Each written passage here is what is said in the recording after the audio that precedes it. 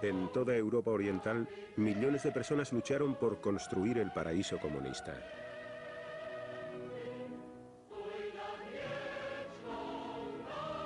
Se esforzaron por cumplir las órdenes y las prohibiciones dictadas desde Moscú.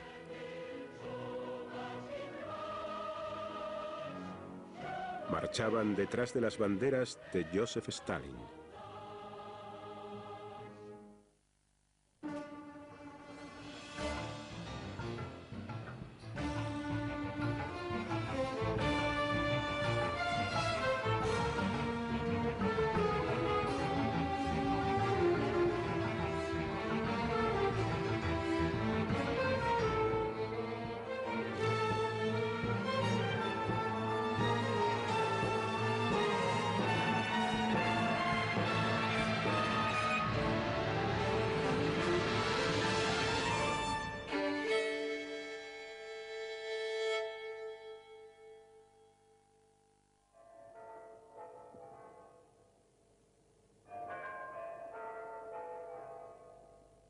Marzo de 1953.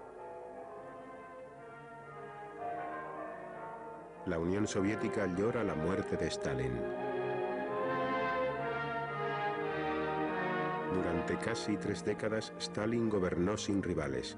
¿Cómo se las arreglarían sin él?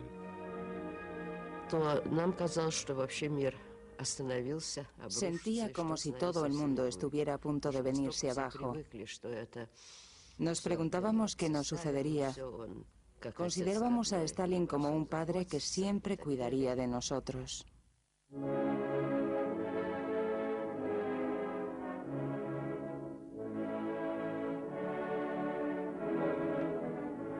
Stalin murió sin haber designado un sucesor. Un liderato colectivo emergió encabezado por Georgi Malenkov, Lavrenti Beria, Vyacheslav Molotov y Nikita Khrushchev.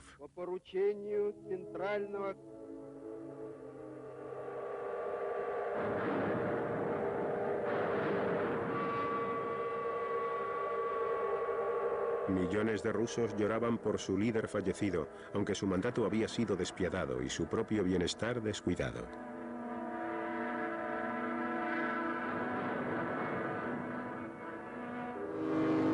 Stalin había transformado a la Unión Soviética en una superpotencia, pero en el momento de su muerte las relaciones con los Estados Unidos pocas veces habían sido peores.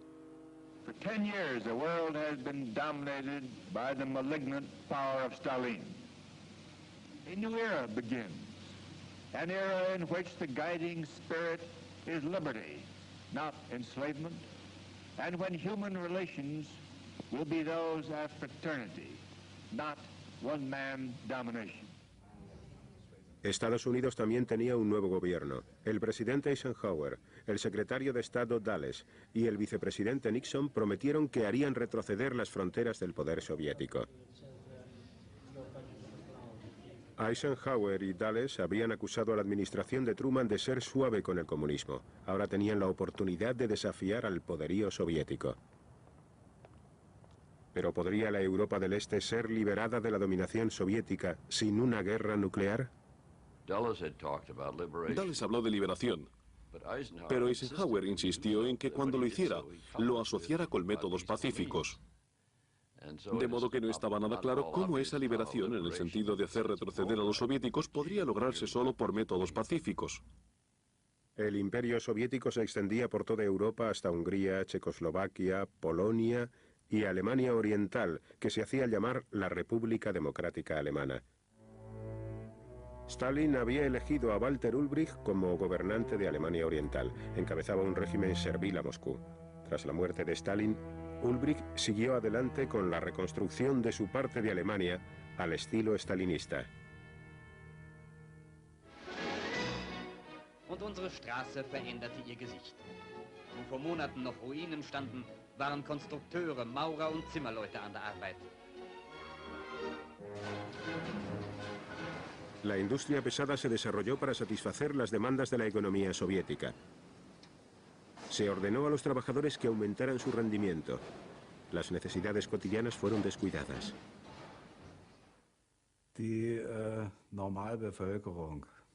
La gente corriente vivía muy mal. Si hablamos de las cosas que todo el mundo necesita, como la calefacción, el carbón y la electricidad, todas estaban racionadas.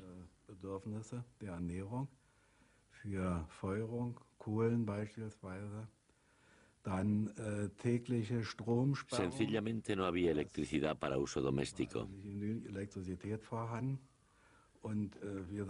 La moral de la población cayó por los suelos. Al igual que Stalin, Ulbricht no toleraba la oposición. La policía secreta, la Stasi, tenía informadores en todas partes. Muchas iglesias fueron cerradas. La censura imperaba.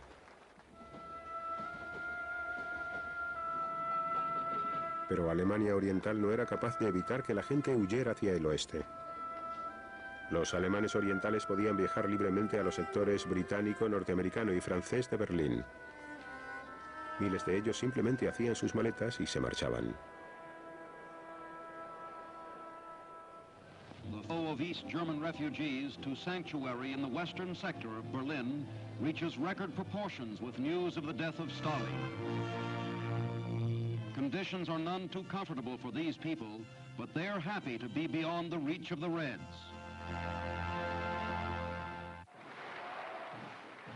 Impertérrito, Ulbricht exigió renovada lealtad de los alemanes orientales. Alarmados, los nuevos líderes del Kremlin ordenaron a Ulbricht que suavizara su rígida política. Accedió a hacerlo con poco entusiasmo. Los odiosos cupos de producción continuaron en vigor.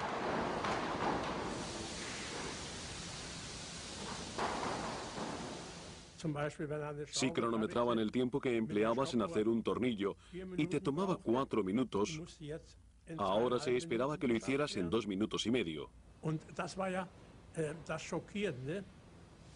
Aquello era lo más horrible, el aumento en las cotas de producción y cómo te presionaban para que produjeras. Era demasiado para los trabajadores. La ira popular estalló.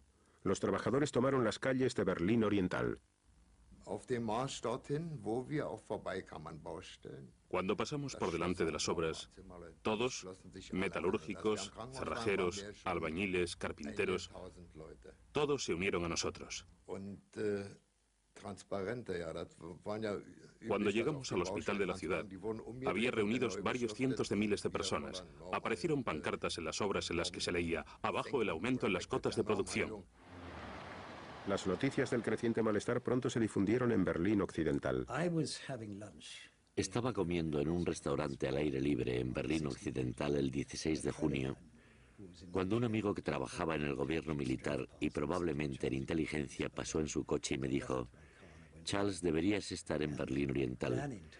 Así que subí a mi coche, me dirigí allí y encontré con que los obreros de la construcción, que para entonces ya habían abandonado las obras, estaban en huelga y atravesaban Berlín Oriental.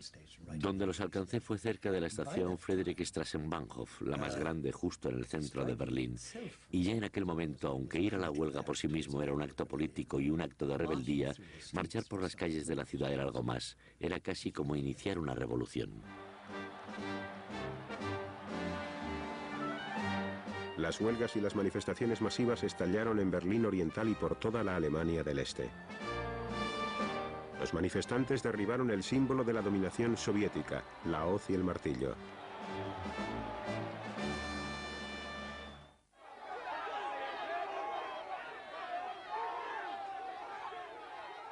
La autoridad del gobierno en Berlín Oriental se vino abajo.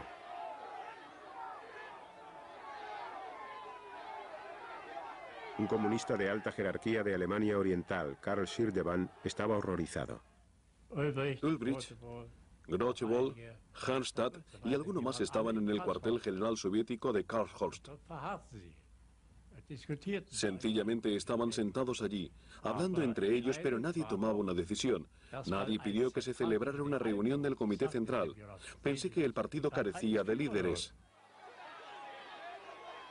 Los manifestantes se desahogaron con todos los recordatorios visibles del dominio comunista.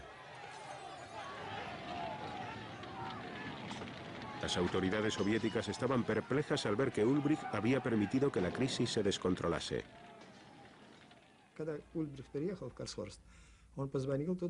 Cuando Ulbricht llegó al cuartel general soviético de Karlshorst, llamó por teléfono a Karl Shirvan y le preguntó qué estaba sucediendo.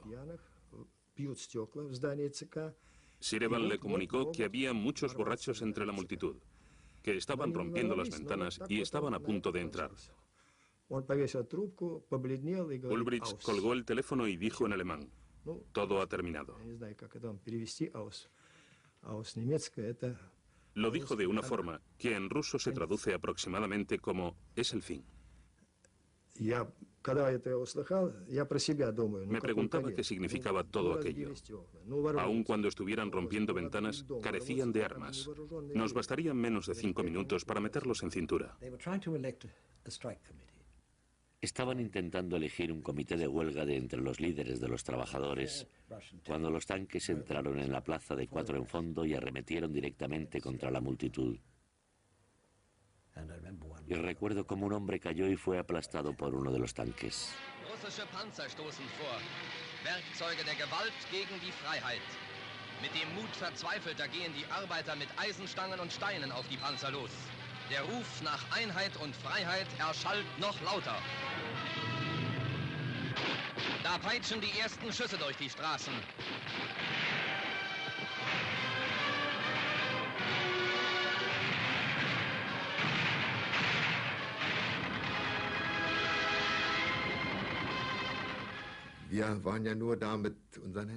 No podíamos hacer nada contra los tanques, solo con nuestras manos y las piedras. Tan pronto como comenzaron los disparos, la gente comenzó a caer muertos o heridos. El tiroteo disolvió la manifestación. Para nosotros el sueño de la libertad había acabado. Las tropas soviéticas aplastaron la revuelta por toda Alemania Oriental. Al menos 40 personas perdieron la vida y miles fueron arrestadas. Fue la primera vez que las tropas soviéticas y las de Alemania Oriental cerraban el sector soviético de Berlín, aislándolo del resto de la ciudad. Los británicos, los estadounidenses y los franceses estaban a favor de una vida tranquila. Su preocupación era tener seguridad en las vías de acceso a Berlín Occidental, pero no deseaban meterse en dificultades con los rusos. Eso era todo en lo que estaban interesados.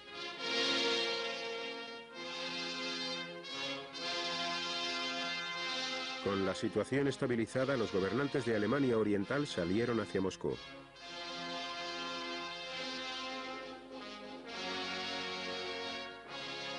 Fuera de la Unión Soviética, pocos países reconocían la República Democrática Alemana de Ulbricht.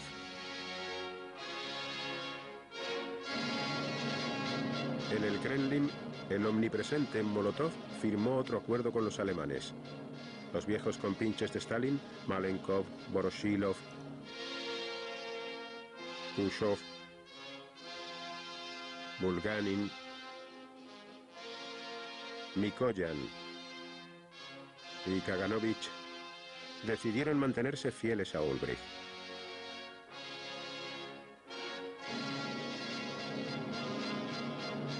Cuidadosamente organizado para las cámaras, el Politburó se despidió y deseó buena suerte a sus camaradas de Alemania Oriental. Una persona no estaba presente: el jefe de la policía secreta de Stalin, Lavrenti Beria. El Kremlin afirmó que espiaba para Occidente. Más tarde, ese mismo año, fue ejecutado.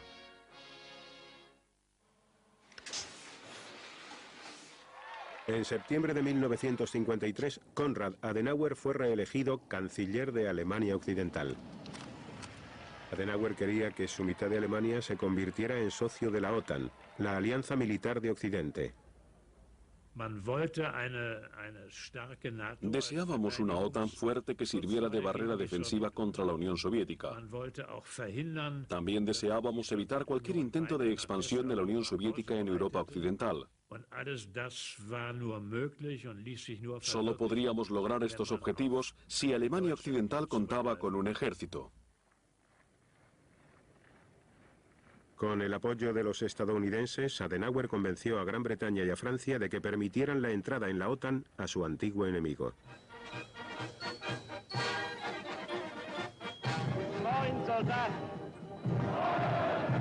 En 1955, a Alemania Occidental le fue permitido crear un ejército.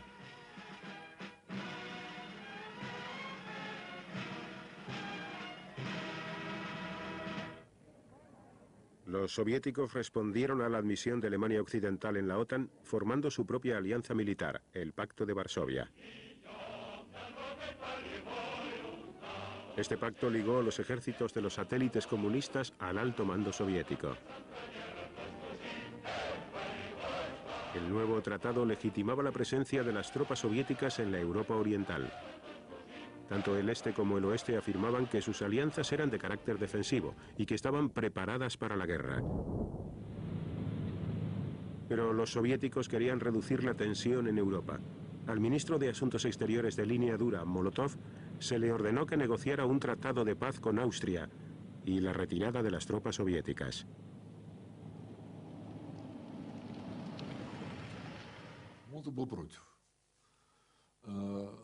Solo Molotov se expresó en contra. Los demás fueron más comedidos. Dijo, ¿por qué debemos retirarnos? Estamos muy cómodos allí. Esa fue su posición. Pero la mayoría de los líderes soviéticos estuvieron en desacuerdo con él y pensaban que había que hacer un gesto de buena voluntad y comenzar con las negociaciones europeas. En Viena, Molotov se unió a John Foster Dulles y los ministros británicos y franceses en la firma de un tratado de paz.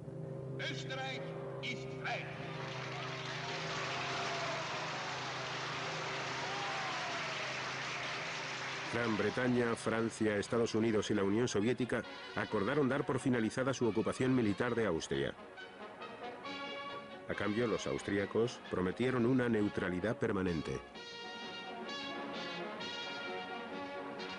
10 años después del final de la Segunda Guerra Mundial, Occidente y la Unión Soviética retiraron sus tropas.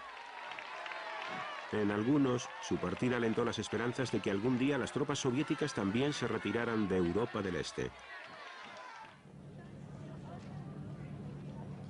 En la lucha por el poder en el Kremlin, Khrushchev se había mostrado más hábil que Malenkov y Molotov. En 1955 había encabezado una delegación soviética a Yugoslavia. Khrushchev quería reparar el perjuicio causado por Stalin al expulsar a la Yugoslavia del presidente Tito del bloque comunista.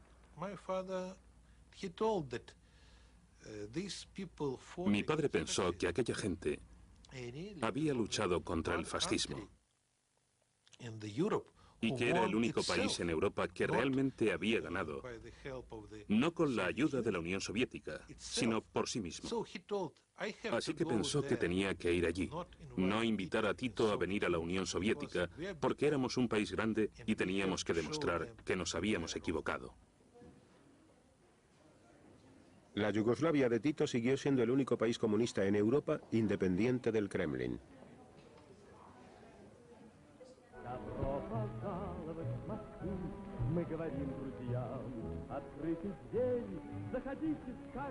Dentro de la Unión Soviética, Khrushchev quería superar el legado de terror y las penurias del periodo stalinista. Invirtió más recursos en la producción de bienes de consumo y en la vivienda.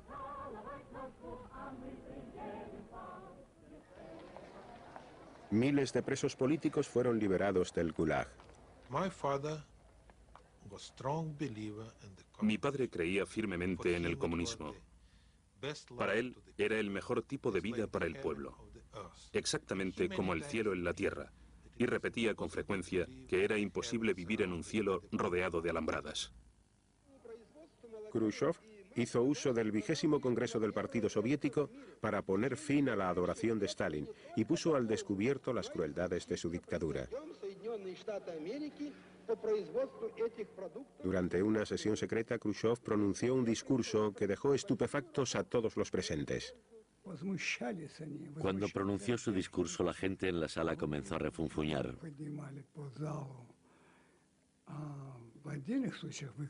Hubo gritos de ¡qué vergüenza! Stalin, dijo Khrushchev a su auditorio, había ordenado el encarcelamiento y ejecución de miles de comunistas leales, trabajadores, gestores y soldados. Nadie, ni campesinos ni generales, había estado a salvo del terror staliniano.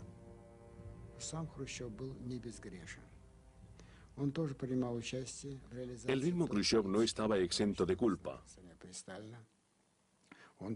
Él había tomado parte activa en la represión de Stalin en Ucrania y en otras partes del país.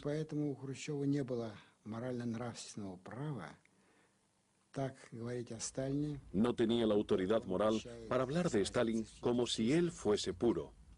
No dijo nada que nos resultara nuevo ni a mí ni a mis amigos. No dijo todo cuanto tenía que ser dicho, pero nos alegramos de que a menos se dijera algo. Lo dijo en voz muy baja, literalmente en secreto. No fue publicado en la prensa, pero salió en un panfleto que se leía en las reuniones del partido y en ocasiones también fuera de ellas. Solíamos decir, este es el principio de la verdad. La verdad vencerá.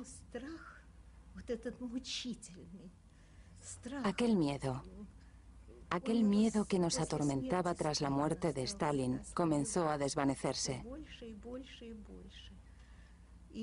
Después del 20º Congreso, parecía como si aquel miedo nunca fuera a volver. El discurso secreto de Khrushchev fue una propaganda perfecta para Radio Europa Libre, la emisora financiada por los estadounidenses. El texto del discurso de Khrushchev fue difundido después que la CIA recibiera una copia de él de manos de los servicios de inteligencia israelíes.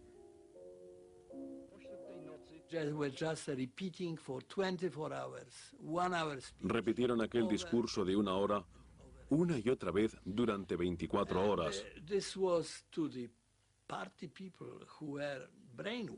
Iba dirigido a la gente del partido, a quienes les habían lavado el cerebro e inducidos a creer que Stalin era Dios, que no podía cometer errores y que todo cuanto hacía era infalible. De pronto su fe, su religión se vino abajo. Polonia era territorio fértil para el mensaje de Radio Europa Libre. La política stalinista había conducido a los trabajadores polacos al borde de la revuelta. Al cabo de años de escasez y duro trabajo, querían un cambio. En junio de 1956, los trabajadores en Poznan exigieron pan, autodeterminación y libertad para la Iglesia Católica Romana, y sobre todo, que se pusiera fin a la dominación soviética en Polonia. Los manifestantes fueron recibidos por tanques y balas polacas. 74 personas murieron. Jóvenes manifestantes fueron sometidos a un juicio celebrado como demostración de poderío, al cual fueron invitados periodistas extranjeros. Lo que realmente sorprendió al gobierno, al régimen, fue que habían sido los trabajadores los que se alzaron, no la gente a la que temían, no los, digamos, intelectuales, ni gente envuelta en política. Habían sido los auténticos trabajadores que estaban disgustados, de manera que aquello fue un golpe tremendo para el régimen. El levantamiento de Poznan avivó el espíritu de rebelión. Apoyados por los trabajadores polacos, los reformadores en el Partido Comunista hicieron reivindicaciones aún más radicales. Algunos incluso exigieron la retirada de las tropas soviéticas. Los reformadores recurrieron a Vladislav Gomulka, un patriótico comunista encarcelado bajo el mandato de Stalin. Sin consultar con el Kremlin, los comunistas polacos lo eligieron como su nuevo líder.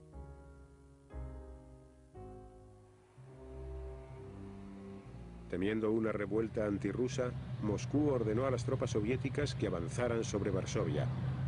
Y Khrushchev viajó a Polonia para demostrarle a Gomulka quién era el que mandaba. Nos causó tanto horror como risa porque se comportó de una manera muy extraña.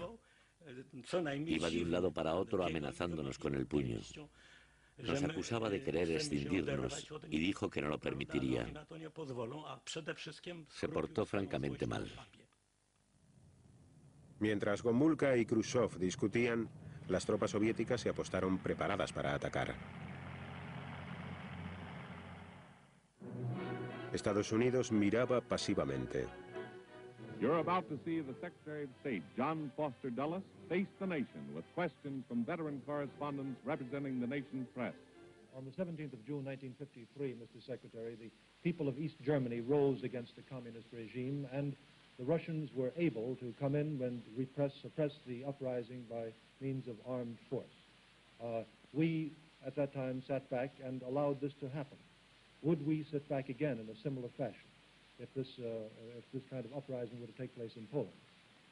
Well, I do not think that we would send our own armed forces into Poland or into East Germany under those circumstances. I doubt if that would be a profitable or desirable thing to do. It would be the last thing in the world that these people who are trying to win their independence would want. That would precipitate a full-scale world war, and probably the result of that would be all these people would be wiped out. Gracias a que contaba con el apoyo del ejército y del pueblo polaco, Gomulka venció en su disputa con Khrushchev. Gomulka prometió que Polonia seguiría siendo un fiel miembro del Pacto de Varsovia. A cambio, obtuvo mayor libertad de acción en los asuntos internos polacos. Mientras se les ordenaba a las tropas soviéticas que volvieran a los cuarteles, Gomulka se dirigió al pueblo.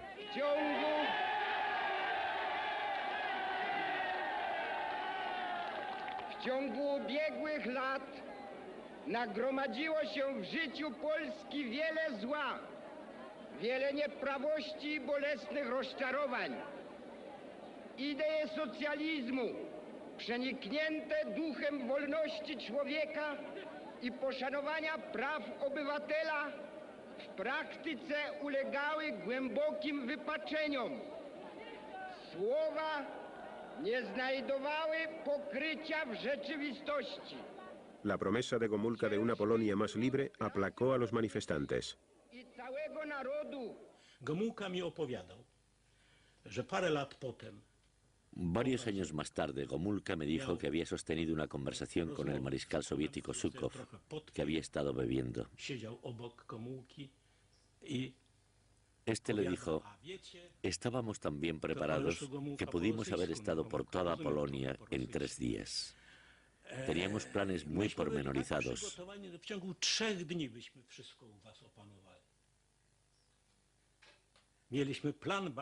A lo que Gomulka respondió, ¿teníais planeado cuántas personas hubieran muerto por ambas partes?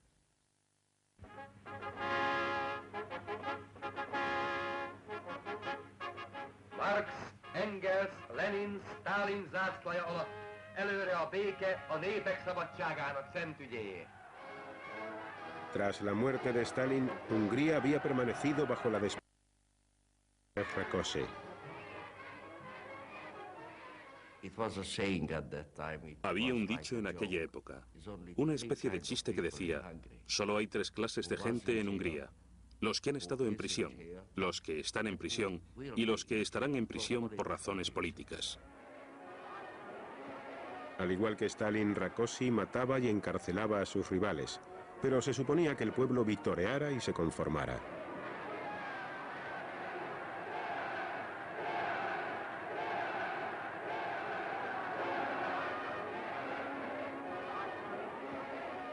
Los nuevos líderes del Kremlin no tenían un buen concepto de Rákosi. Un dirigente de alta jerarquía fue enviado para tratar con él.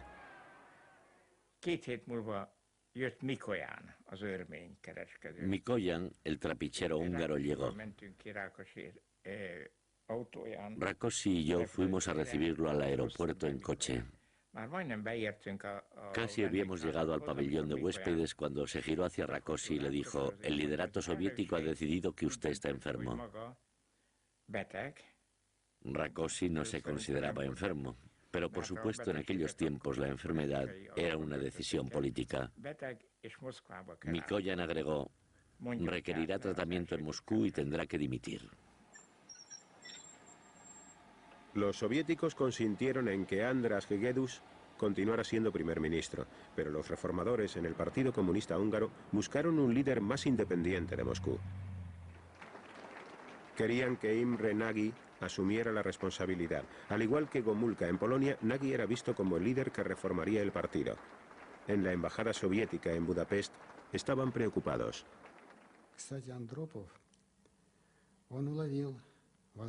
El embajador Andropov intuyó el peligro potencial y se lo advirtió a Moscú. Envió muchos telegramas, hizo llamadas telefónicas e incluso fue en persona a Moscú. Intentó avisar a todo el mundo, pero todo fue en vano. Khrushchev pensó que podía hacerle frente a la situación.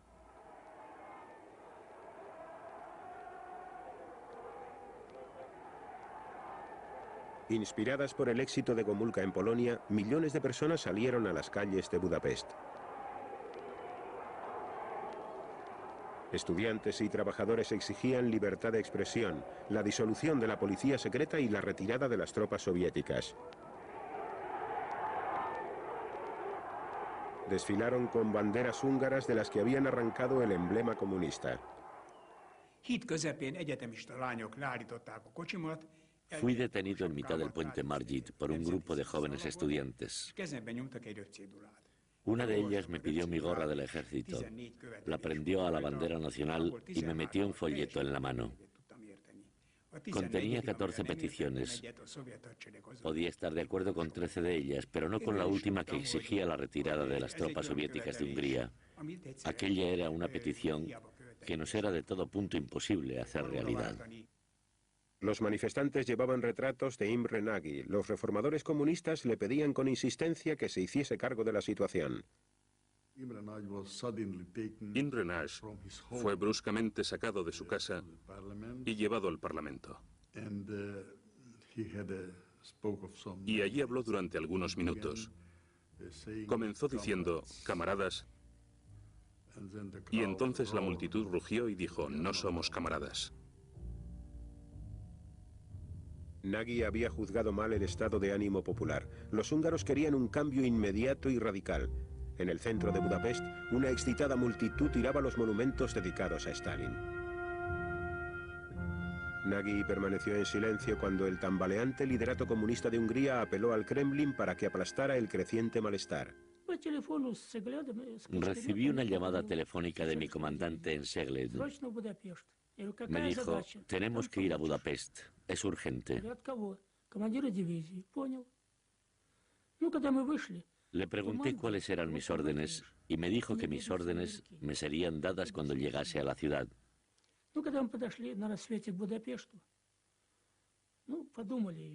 Llegamos a la ciudad cuando ya anochecía.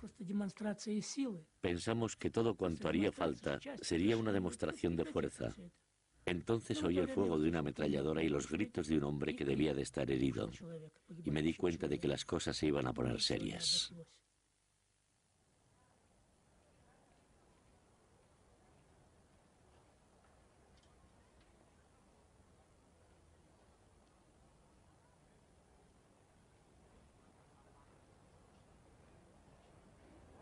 Civiles armados habían evitado que los refuerzos de los tanques rusos entraran en Budapest. Los húngaros se habían equipado con cócteles Molotov, rifles, ametralladoras y entusiasmo.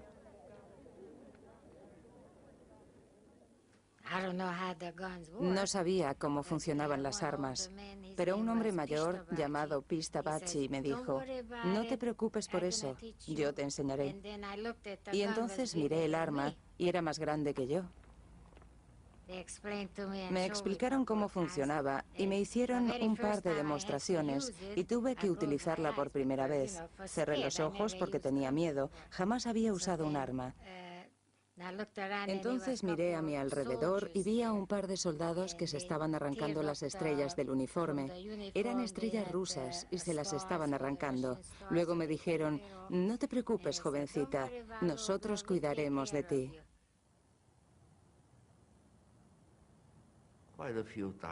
Varias veces quise irme a casa. Pensaba que quizá la próxima bala sería para mí. Y comencé a retirarme. Pero entonces vi a chicos de 14 y 15 años muertos. Me dije, he estado en el ejército durante 2 años y cuarto. Sé cómo usar un arma.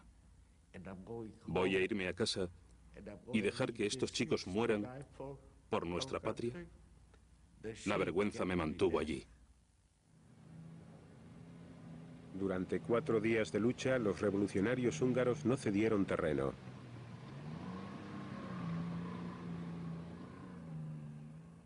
Hubo numerosas bajas en ambos bandos. Imre Nagy acordó un alto el fuego. Los soviéticos estuvieron de acuerdo en retirar sus tropas de Budapest. El Kremlin confiaba en que Nagy, ahora primer ministro, pudiera devolver la autoridad a los comunistas. Pero el patriota que Nagy llevaba dentro estaba saliendo a la luz. Prudentemente decidió apoyar a los revolucionarios húngaros.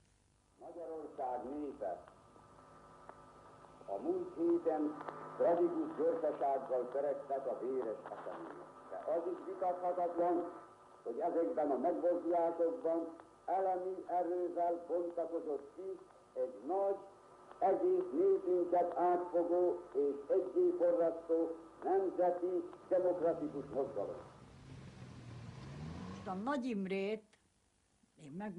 Os digo con toda franqueza, y esta no es solamente mi opinión. Esto es lo que piensan todos los revolucionarios, al menos los que se atreven a expresar sus opiniones, que reconocimos a Imre Nagy como nuestro primer ministro solo cuando él efectivamente admitió la revolución.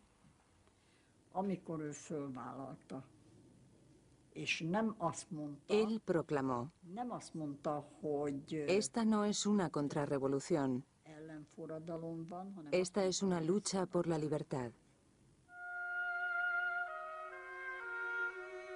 Durante los enfrentamientos en Budapest, mucha gente se había refugiado en los sótanos. Cuando salieron de ellos, encontraron gran parte de su ciudad en ruinas.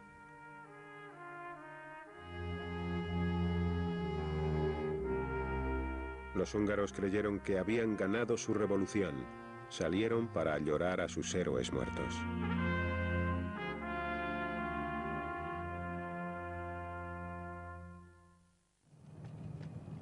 Los corresponsales occidentales acudieron en masa a Hungría para informar sobre una victoria.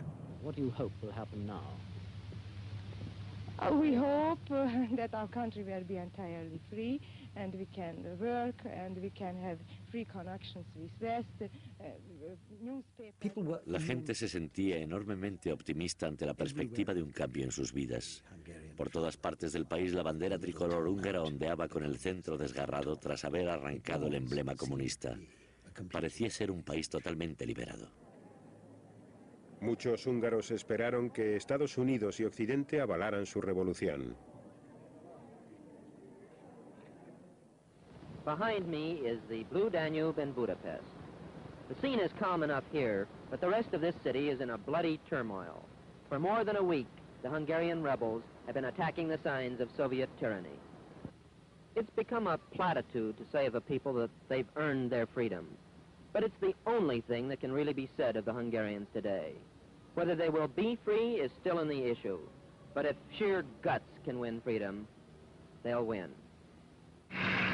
La atención de Occidente se vio distraída por otra crisis lejos de Europa. Una extraordinaria operación militar estaba comenzando en Oriente Medio. El canal de Suez, en Egipto, estaba siendo atacado por Gran Bretaña, Francia e Israel.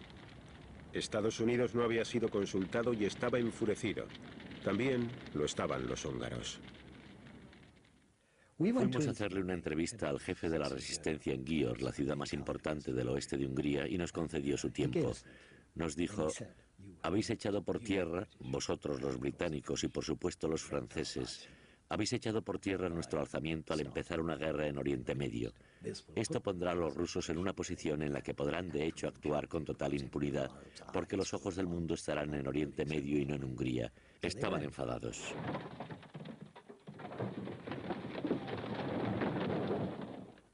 Con el ejército soviético ya fuera de la ciudad, los revolucionarios de Budapest se vengaron.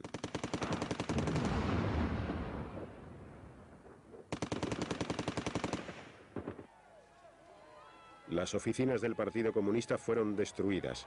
La bandera roja quemada.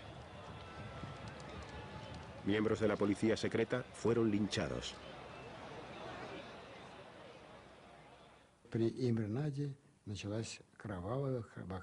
Con Imre Nagy en el poder, hubo una orgía de sangre en las calles de Budapest y en otras ciudades.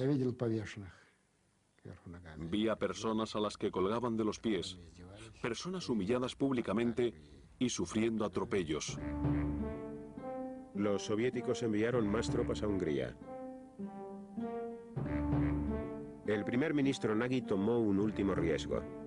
Pensando en el ejemplo de Austria, declaró la neutralidad húngara y su divorcio del Pacto de Varsovia. Confiaba en que la presión internacional evitara que los soviéticos aplastaran la revolución.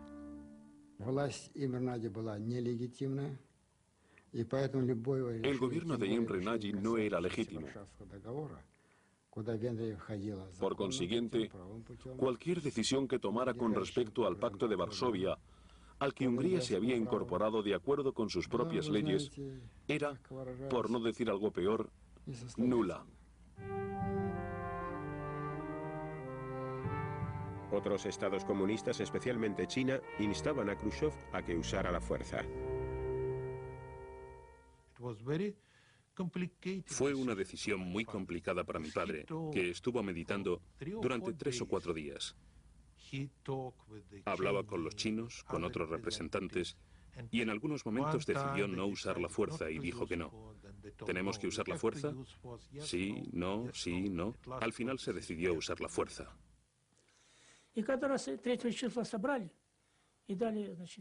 Se nos dijo que nos preparásemos para volver a entrar en Budapest, porque el terror se había instaurado. No éramos una fuerza de ocupación, sino que íbamos como salvadores para proteger al pueblo del bandidaje y el terrorismo. Sabíamos que los americanos podrían entrar en la ciudad desde el oeste. Le preguntamos a nuestro comandante si aquello podría significar la guerra y nos respondió, sí, este podría ser el inicio de la Tercera Guerra Mundial. El 4 de noviembre de 1956, el ejército soviético volvió a entrar en Budapest. Llamé a Imre Nagy y entonces le dije, señor primer ministro, todas las señales que observamos, el despliegue masivo de tropas, el fuego ilimitado, y ahora el ataque contra el perímetro más externo de Budapest. Todo esto me sugiere que estamos en guerra con la Unión Soviética. Le recomiendo que en su calidad de primer ministro manifieste que Hungría está en guerra con la Unión Soviética debido a la agresión soviética. Prácticamente me echó una regañina y dijo, nada de guerra contra la Unión Soviética.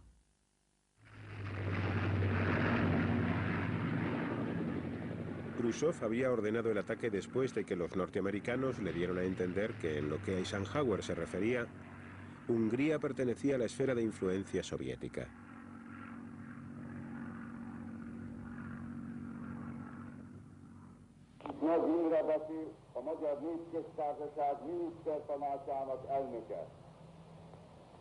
Ma hajnalban a szovjet csapatok támadást indítottak fővárosunk ellen, azzal a nyilvánvaló szándékkal, hogy megdöntsék a törvényes magyar demokratikus kormányt.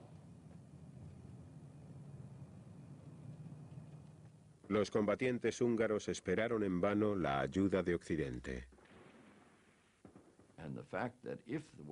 Y el hecho de que si Occidente intervenía, corríamos el riesgo de generar una guerra mundial.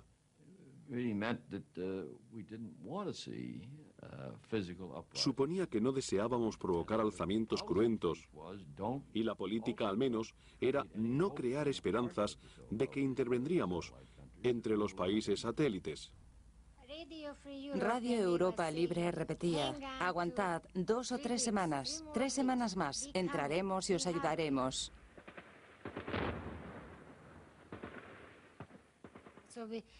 De manera que luchamos hasta agotar nuestra última bala, hasta derramar nuestra última gota de sangre, y lo que sucedió fue que nos estaban mintiendo y nadie vino. La revolución húngara fue aplastada. Miles de personas murieron en los enfrentamientos. Imre Nagy fue ejecutado.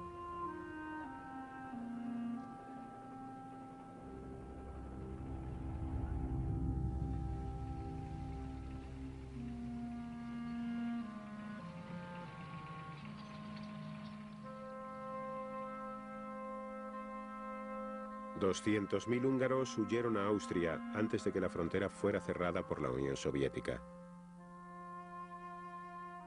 Los millones que se quedaron en Hungría eran ahora prisioneros.